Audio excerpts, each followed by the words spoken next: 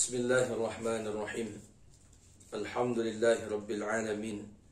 Wassalatu wassalamu ala rasulillahil anbiya'i wal mursalin. Asyhadu an la ilaha illallah wa asyhadu anna Muhammadan abduhu wa rasuluh. Sallallahu alaihi wasallam, la nabiyya wa la rasula ba'da. Alhamdulillah, segala puji bagi Allah. Selawat dan salam kita aturkan kepada Nabi kita Nabi besar Muhammad sallallahu alaihi wasallam. Alhamdulillah, kita bertemu lagi di mata kuliah hadis tarbawi ya, dengan pembahasan hadis-hadis tentang kewajiban belajar dan mengajar. Salawat dan salam kita berdoa kepada Allah semoga disampaikan kepada Nabi kita Nabi besar Muhammad sallallahu alaihi wasallam. Baik, sebelum kita bahas pembahasan ini, ya silahkan untuk hidupkan tombol lonceng dan di subscribe agar kita mendapatkan informasi dan sama-sama bisa berkembang, ya, dan juga share kepada yang lain.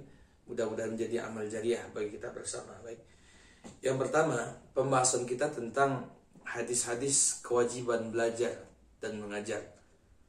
Yang pertama hadis tentang perintah menuntut ilmu, yang kedua keutamaan belajar, yang ketiga keutamaan mengajar, yang keempat urgensi ilmu, dan yang terakhir nanti ancaman untuk orang yang menyembunyikan ilmu.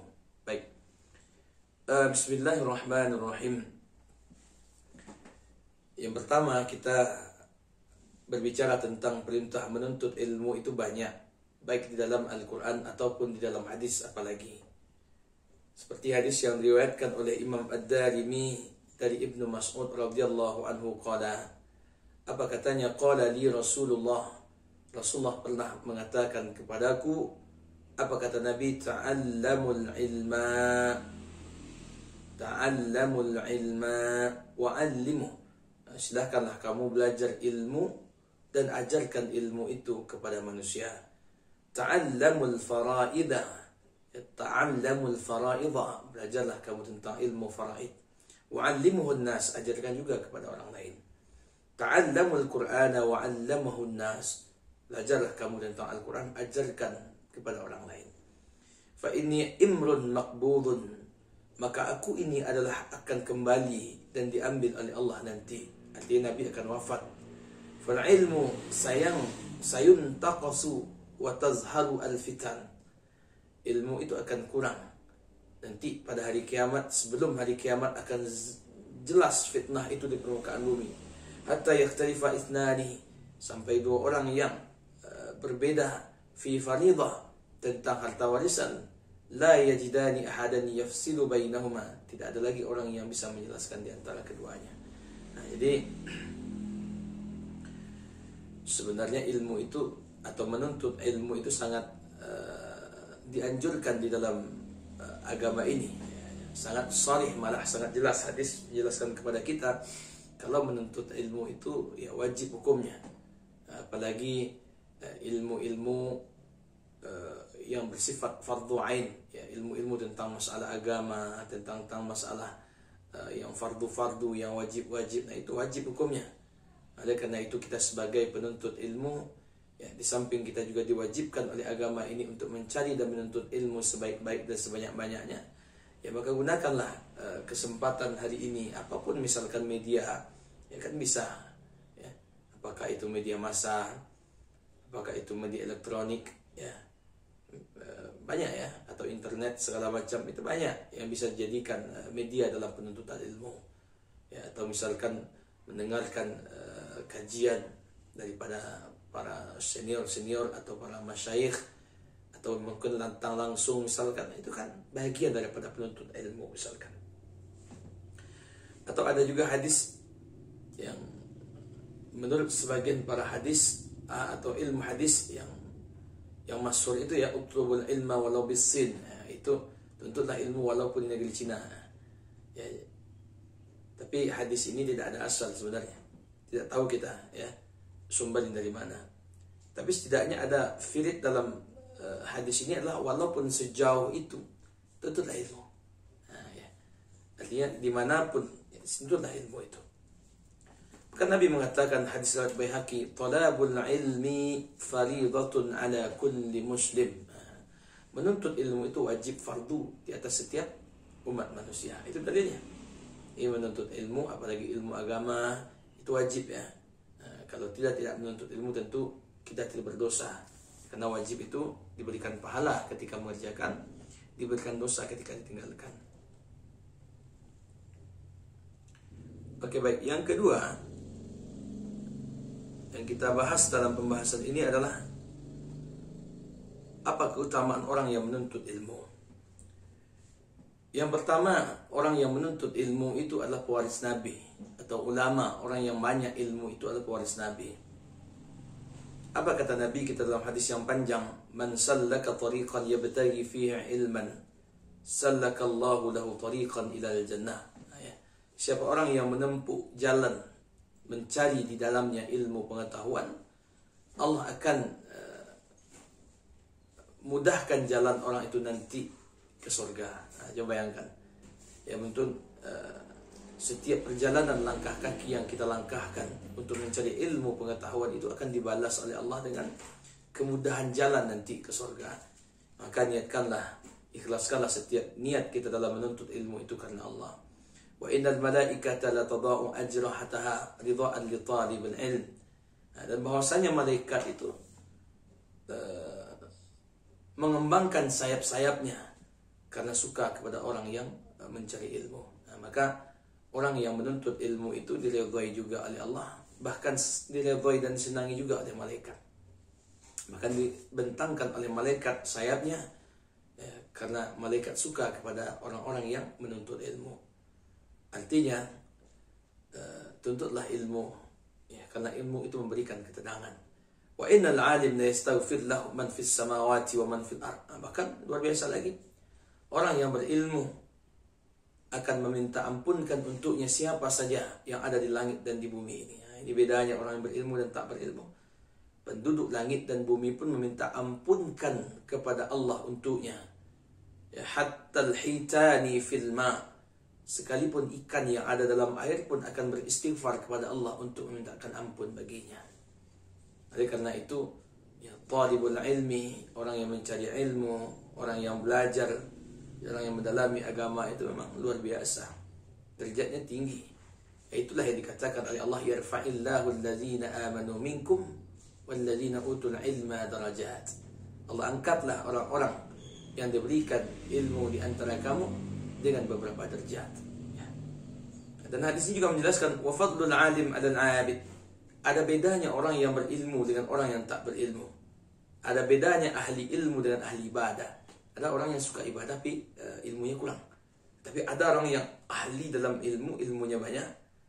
Apa bedanya antara orang alim dengan orang abid? Kafadlil qamar ala sa'iril kawakib. Seperti utamanya sebuah bulan dibandingkan bintang-bintang. Coba lihat.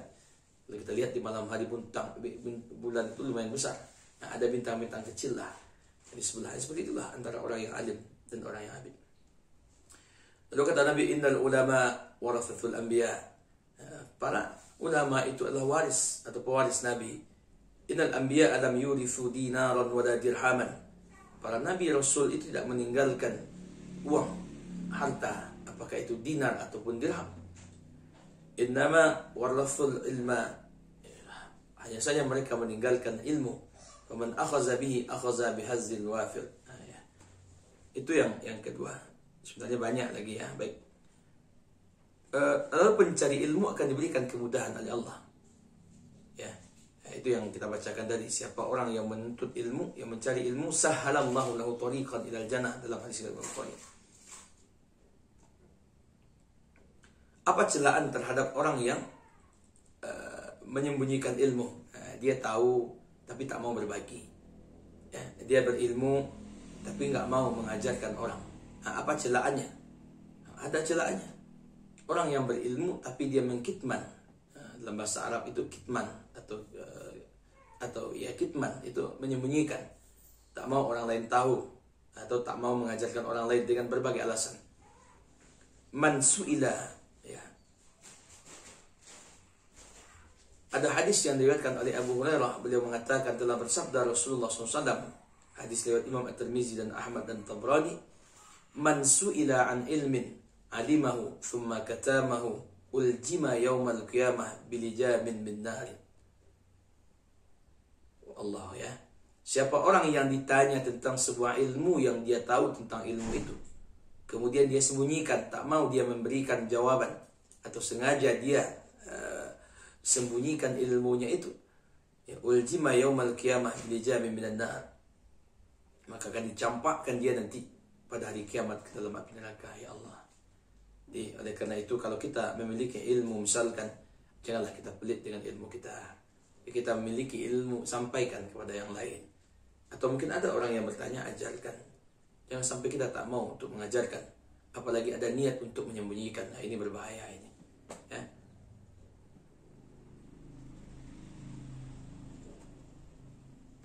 Oke.